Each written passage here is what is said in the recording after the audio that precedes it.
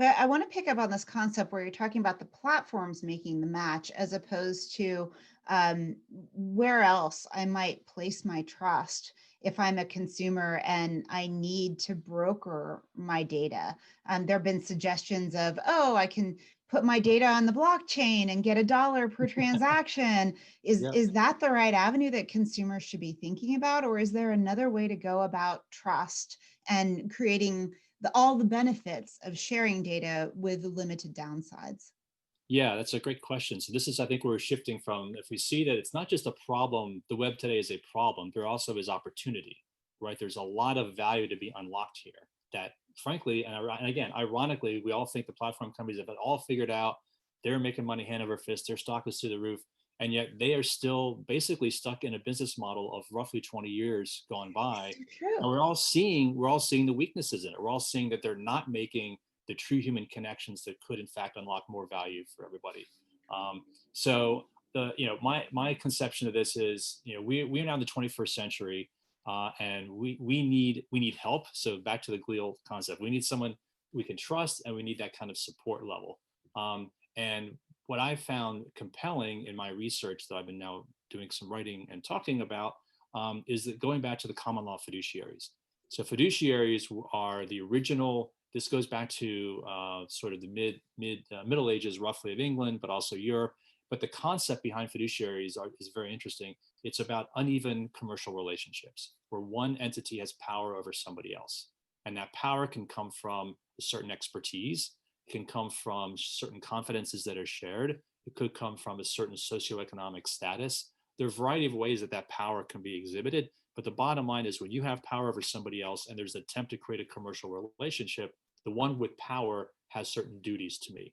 And the Mm. two commonly cited duties in fiduciary law are the duty of care and the duty of loyalty. And the examples of fiduciaries are actually all around us in the analog real world. So we have doctors, we have Oh, yeah. lawyers, right? We have certain financial advisors. Not all of them. Some of them try to escape it, but there are certain ones. In fact, they advertise openly that we are a fiduciary. We have a higher standard, right? Librarians, interestingly, they treat us as patrons. They zealously guard our library records. You may remember after 9/11, there was an attempt to get access to certain library records of these librarians, and they were like, "No way! We have a fiduciary duty of loyalty Wow. to our patrons. When they check out a book, we are not going to tell the U.S. government what that book is." So that's a similar kind of example there. So the point is, we have these entities today in our real world lives, and even go stretching onto things like dry cleaners, right? They have a certain bailment obligation to us, duty of care towards our garments, things like that. When you hand a car to the guy to park your car at the restaurant, make sure he's not going to drive away with it, because there's a certain notion that he has a bailment, as they call it, another common law duty. But the point is, we have all these duties in the real world. There's none of these duties in the digital world. We have nobody who is acting, as I would put it, as our digital agent online, to go back to, as you said, protect, enhance, promote the very concepts of having a sort of a support system for us. We have none of that. We are completely on our own. And so I believe we should be taking some of these lessons from fiduciary laws and a common law, and importing that into the digital space, and in fact creating a whole new breed of professionals, of digital agents, giving us a duty of care, which means don't harm me, and a duty of loyalty, which means promote my best interests without having any conflicts of interest. These are high duties, right? But this is the same kind of thing. If you're going to a doctor because something hurts, you're going to your lawyer because you're being sued, you're going to your certain financial advisor because you've got some convoluted arrangement you want to make to sell something. These are all important, sensitive relationships where you're relying on their expertise and giving them confidences.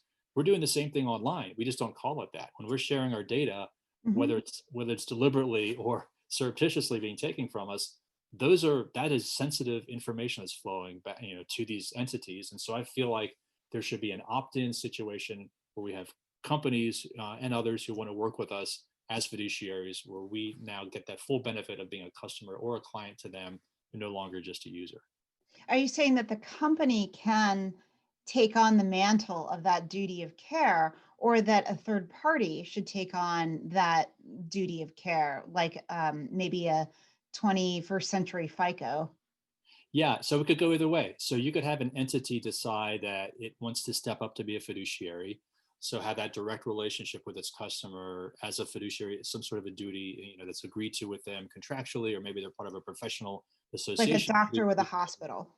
Exactly. Yeah. Or you could have a third party arrangement. So it could be the company maybe still treats you normally as it would today as a customer, but maybe there's some other entity, some other fiduciary, some called a data trust is one example people point to, which is similar idea, which is collectivizing my data, pooling it, and then having third parties get access to it. There's a variety of arrangements, which is, I think is also really exciting, is that as many different ways you can imagine having these online connections and interactions you want to turn into relationships.